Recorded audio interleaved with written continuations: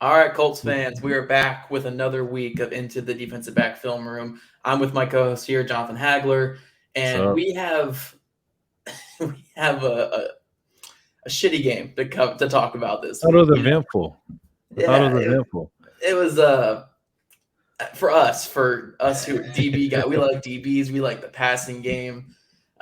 It was not the game for us. This was Mm, what the Colts like today. Their moniker, the run the damn ball. That's what this mhm. game was. Yeah.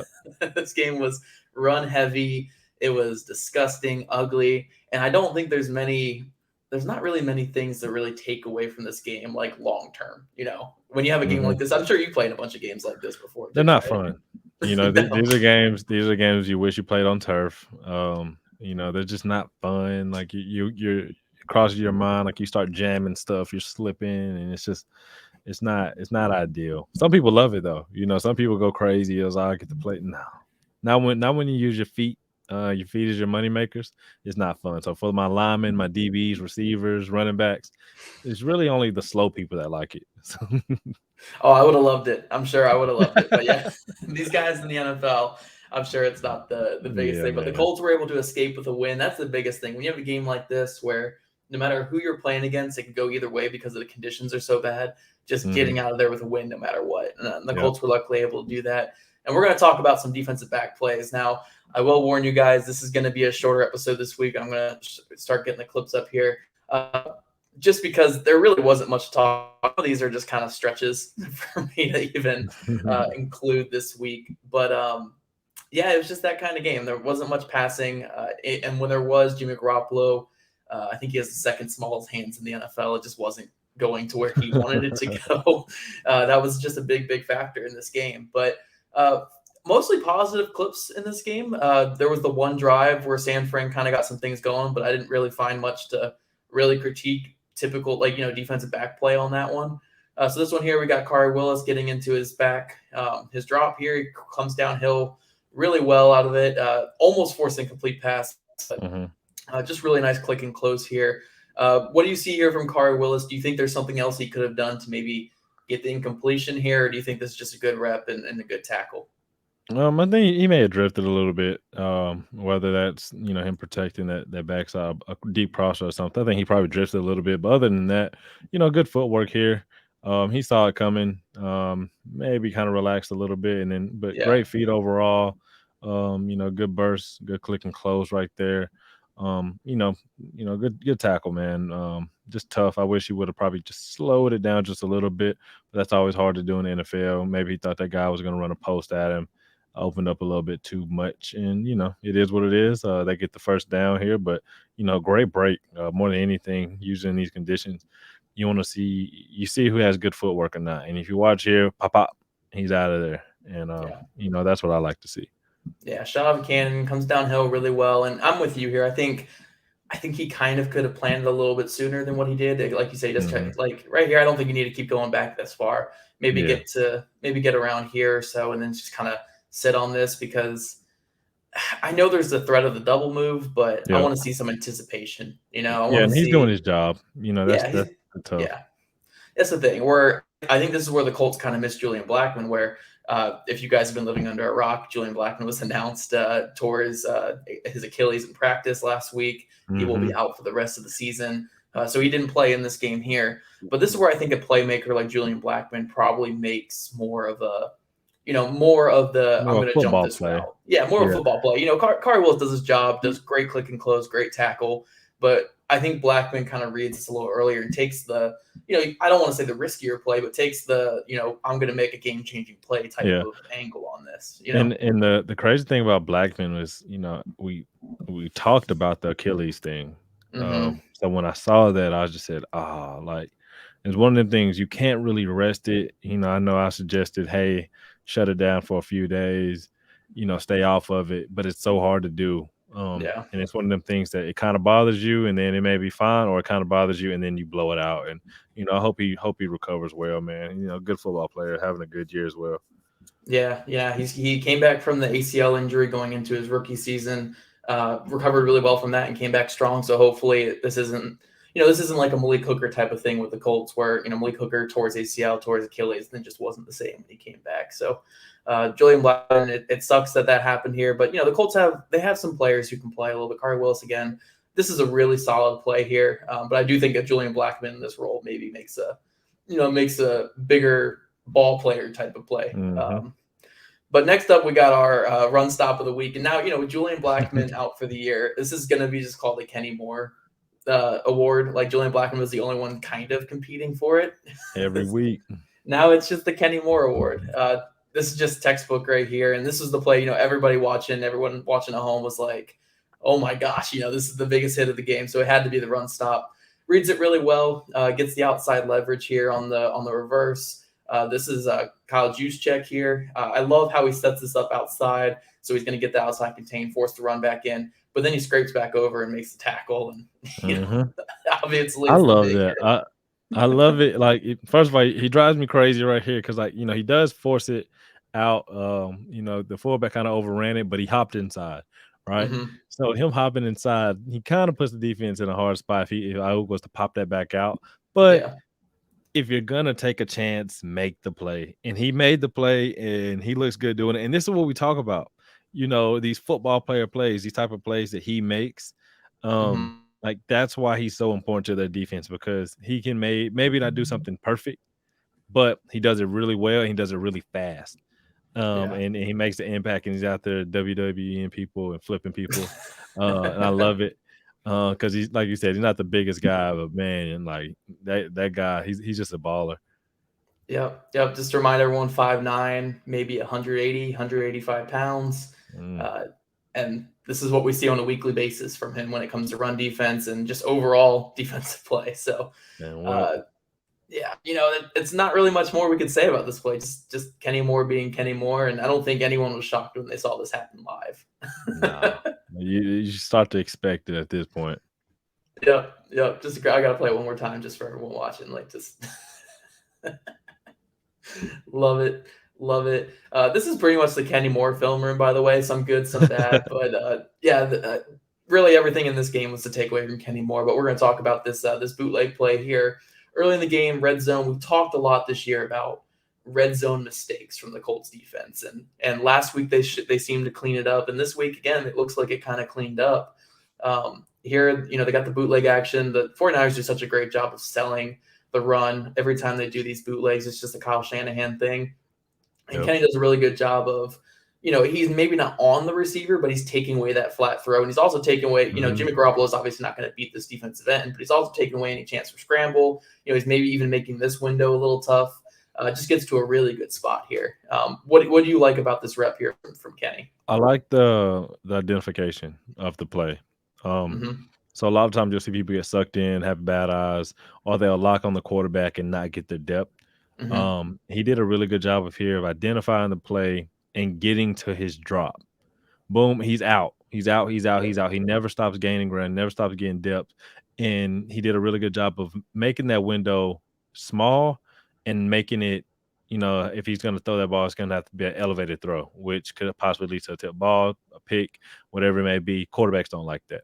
So overall, just great job of being disruptive. I love that in zone coverage.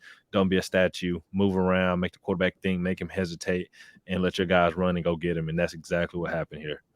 Yeah, just great rep by him. And then we're going to look at Isaiah Rodgers at the top of the screen here against Brandon Ayuk. Kind of a little bit of a press man here. Yeah, a little bit. He does kind of squat a bit and kind of slips out of his break, but I think the recovery is really nice. And then he kind of sits on that route there. But what do you think he could have done a little bit better here at the top of the screen? I wish he would have been more decisive with his feet. I don't think he was quite ready when they hiked it. I think he was getting into a stance. I wish he would have been a little bit more patient so he didn't get into, that position where if it's not a play action, he's possibly giving up a touchdown right there. But like I said, he recovers. I love the fact that he played the hips as soon as he came around, gave a slight little hook right there. And if they were to throw that comeback right there to the pylon, he's going to be on it. But as far as just footwork off the line, get ready. A lot of times guys get caught off guard. Just stay ready, be ready, and get in a comfortable position. It's not always going to be perfect, but, he's a little wide right there, kind of hops back, just put himself in a tough spot off the line. Yeah, and something I want to talk about with you here, because we watched a lot of Isaiah Rodgers this year, probably more than we expected going into the year. Yeah. And even on his interception last week and on a couple other plays, he's kind of stumbling a little bit. There's these slight slips, and he's such a great athlete; he's able to recover. I mean, that's just Isaiah Rodgers. But do you think part of that is just a young player kind of learning some footwork, like maybe stepping over his feet a little bit? I know this game is probably more because of the weather conditions, but do you think that could be kind of an aspect for why we're seeing him, on occasion slip out of these breaks or slip out of contact and stuff like that? Yeah, I think I think the easiest way to compare it would be if you notice the best route runners in the NFL typically are speed wise or what? Sorry, would you say speed? Off the top of your head, when you talk about the route technicians in the NFL, speed wise, where do you think they stand? Honestly, probably not. I mean, Yeah, because you you're got to going think, in the right direction. yeah, You're going in the right direction, right? you think like Cooper Cup. Cooper Kupp, Devontae Adams, Stephon Yeah, Diggs, Keenan Allen, they're those not guys. they're not all burnt. Well, Stephon Diggs is a burner, but the other guys are Yeah. not absolute So burners. yeah, like even a guy like him, right? He can run, but he wasn't known as a burner coming out. Mm-hmm. So it's the same thing I think with a lot of DBs. When you see, flat out burners, like flat out burners, you have to be fast to play cornerback in the NFL. But Yeah. guys that are as fast as Rodgers are, a lot of times they get away with things that guys who may be a 4-4 guy or Mm-hmm. 4-4-1 guy, 4-4-2 guy, 4-4-5, they don't have to be as technically sound as a lot of those other corners are at a younger age. So they get away with a lot more. They have what I like to call oh shit speed. Mm-hmm. And they catch up and they get the job done. But in the NFL, it gets you in trouble. So I Yeah. think this is just a young guy learning, slightly getting, exposed to more high level competition, and kind of being put on alert as, hey, I need to clean this up. I need to clean up my footwork. My clock's getting sped up. It's not a speed thing or athleticism things because we've seen him. He's played some good football the last couple of weeks. Don't get me wrong. But I think this is a young guy going through the fire, taking bullets, taking his bruises, taking his lumps. And I think that sets him up for long-term success because he Yeah. knows he has to fix it.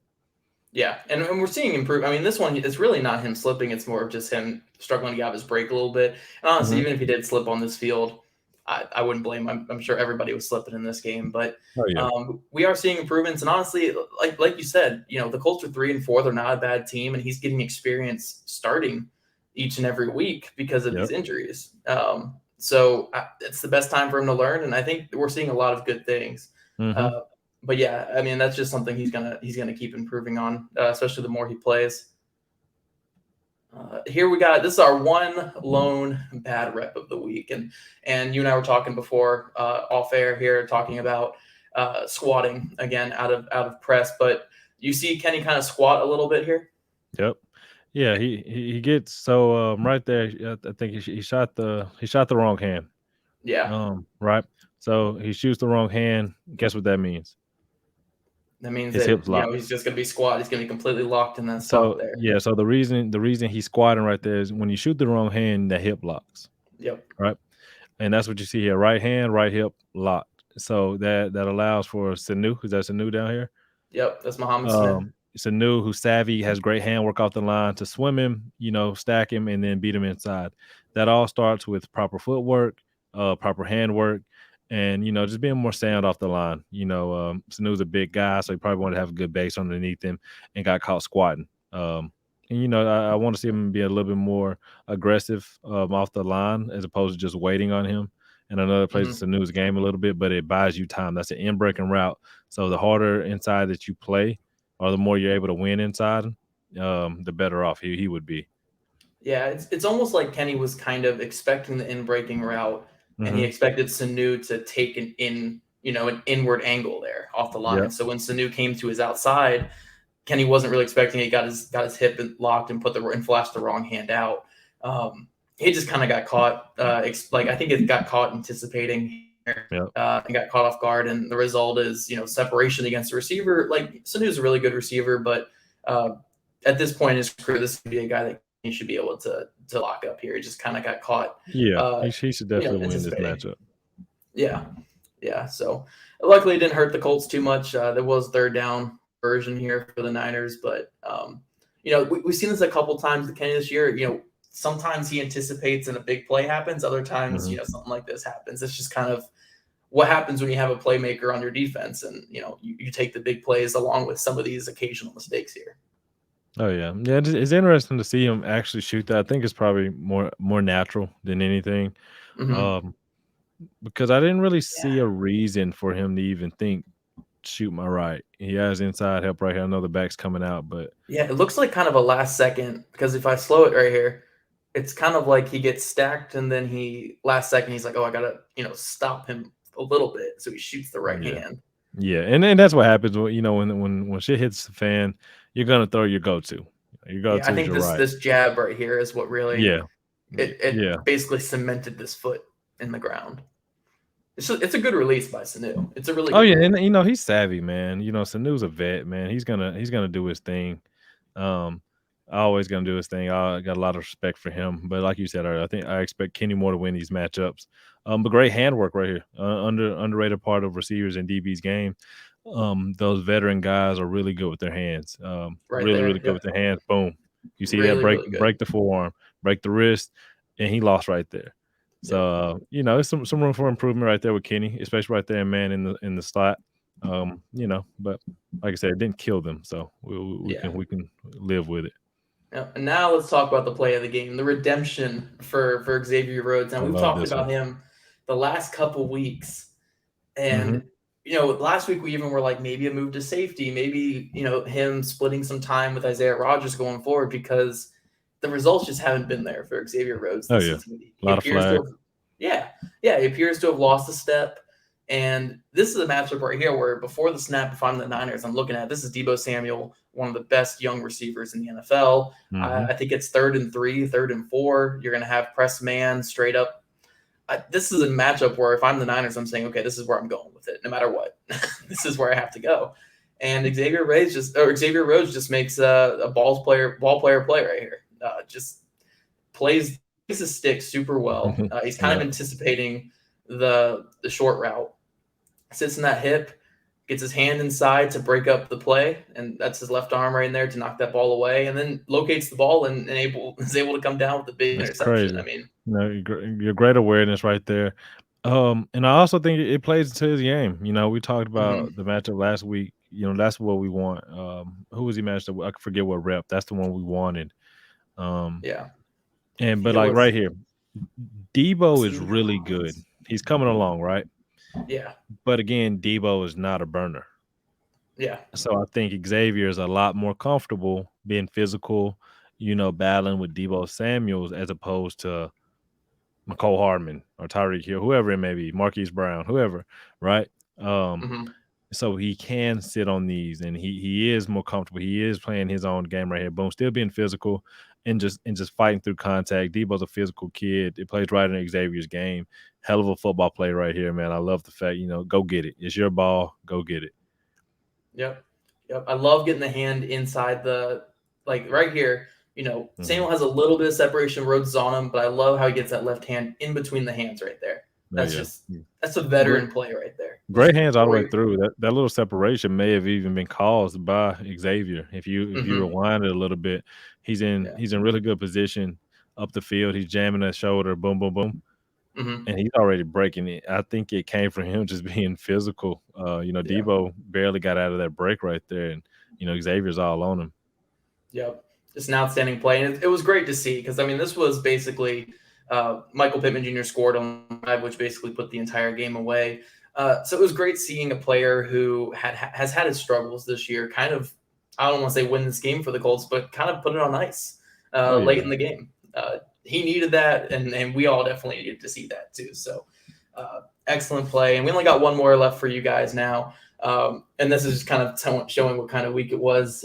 There wasn't really anyone even targeted on this play, but I just want to talk about the coverage here. On the back end by Kenny Moore and Isaiah Rodgers. I love this communication here. And I want to ask you, because obviously you played at a pretty high level of football here at Jacksonville State. But this kind of communication here, how big is this communication that we see between Kenny and Isaiah Rodgers? Because I'll run the clip here. They quickly get into the banjo coverage, and they're communicating right before the snap. And there's no coverage breakdown. Again, this is the red zone. We've seen so much red zone mistakes this year. Yeah. How big is this communication here to be able to It's adjust on the everything. fly? Yeah. It's everything, right? My DC, one of the best DCs I had, Coach Blackwell, would always yell, "Don't keep secrets." Right? Don't keep secrets. A lot of guys I love it. who, especially on defense, like we can mess up together, right? But we can't be running two different things. Communication is everything everything in football, on the back end, especially when you see guys running down the field, it's because somebody blew a coverage, messed up something, didn't communicate it properly. We see great communication right here by Moore and Rodgers. And I love it because a lot of times guys freak out and I was like, oh, he's got him. He's got his man. No. Kenny Moore made it clear. Isaiah clearly understood it. They talked, they signaled, hand gestures, tapping helmets, all that good stuff. There was no confusion, no miscommunication, and we see the end result of it. And, it's beautiful. It's beautiful to see. I love when I'm scouting guys or watching NFL games and I'm watching guys communicate. They're talking, they're executing their assignment. This is how you alleviate mess ups. This is how you alleviate turning people free. This is how you, get, good red zone production, good football production in general. And, I want to see more of this from them as a defense. And I think they would be better off with it. But this is just beautiful work by them too. Just talking, just basic stuff, but something that I truly appreciate.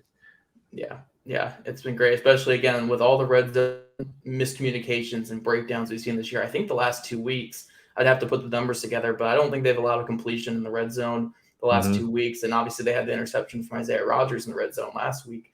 So seeing a lot of improvement here when it comes to pass coverage in the red zone. Obviously a much bigger test this week with Tennessee. But then I love the coverage after the communication is really good too. I mean, Kenny is basically face guarding here on the slot and does a really good job. He's got help behind him. Yeah, we got the help behind, so he's kind of playing underneath. He's playing in that back hip. Just really good job. And then Rodgers on Brandon Ayuk again, just matching speed with speed. He's kind of got that off coverage with help, but he's sitting on that just really good coverage in the red zone here. And then Bobby Okereke carrying the running back here. Yep. Really good recognition where he sees that, and that was supposed to be a designed rub right there. He sticks on it the whole time. Just great all around by this whole defense on this play. I love it. We needed that after a couple of weeks ago with it didn't help your fantasy team, but they needed it. Nothing really helped anyone's. I mean, I guess the running backs help people's fantasy teams on Sunday night, but that was about it. Yeah. So now we head after this game here. We're heading into a big matchup against the Titans again. AJ Brown's healthy and he's rolling. Last week he had a big game. Julio Jones is healthy again. He's rolling as well. Are you kind of excited to see this matchup with, Rock might be back. We might see these guys all healthy outside of Julian Blackmon, and they've been playing well lately. Do you think this is kind of a good test for us to see against a very, very good passing game? Yeah, I think so. I think so. One, because I think Wentz is doing a better job. To this point in the season, I think the team as a whole, Pittman's come along since then. Taylor's been Taylor. So the offense is going to put the defense in better position. Yeah. If that makes sense for the people out there, when you keep the other offense off the field, when you give your defense a break, when you get guys getting healthy again, when you got guys like Rodgers who are playing more snaps, when you possibly can get Rock back, when you get, those guys playing better football, it's going to be a better matchup. And I expect a better matchup.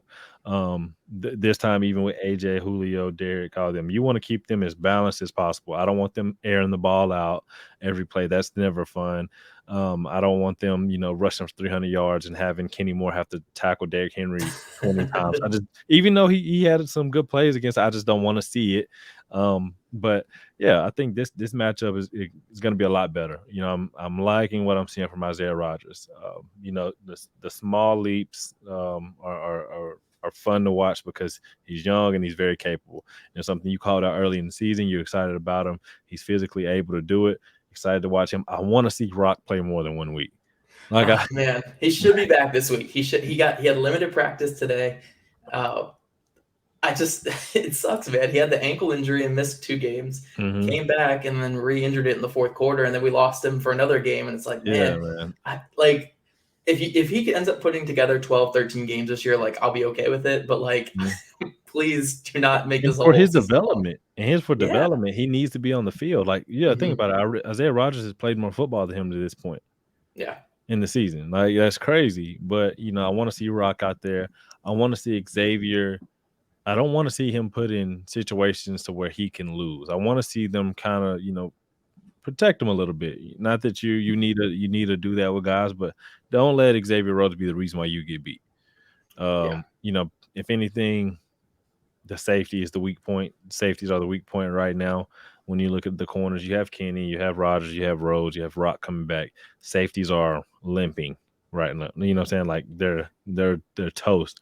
So teams, much like early in the season, you would think they would attack those guys. But I'm looking forward to the matchup. I'm a lot more intrigued now than I was, I said, a few weeks ago. Yeah. The Colts right now are rolling at safety. They're rolling Kari Willis, who I think has bounced back pretty well from those first couple games. We've seen some good things from him. Had another interception on this past game. It was an overthrow, so I didn't want to throw it in here with us. We only salute the big plays. The plays. Oh yeah, big player die. But he's playing well. But then the other one, Andrew Sendejo, who he's fine he's fine to have, but obviously in one-on-one situations or the over-top safety, you don't want to have Andrew Sendejo being your guy. No. So you kind of get to the point where, from what you've seen this year, do you think maybe Kenny could move back there? Do you think, I don't know how much you've watched him in his career, but TJ Carey should be coming back in the next couple of weeks. Do you think maybe TJ Carey could play back there? Like, do you think that's probably better than Andrew Sendejo at this point? I think it's hard to ask, at this point. I think, whether, they mess around with it. Those guys are capable of doing it, but there's a lot of things that go into it. I think when you move a guy mid-season, if that's even, possible, or if you sign a guy late, you limit yourself to what you can truly run. That's why they, try to keep it in-house, whether it be a practice squad guy or somebody that's been around that knows the defense. So the learning curve isn't as tough. Could they do it? Could it be something that they work on throughout the season? Yeah.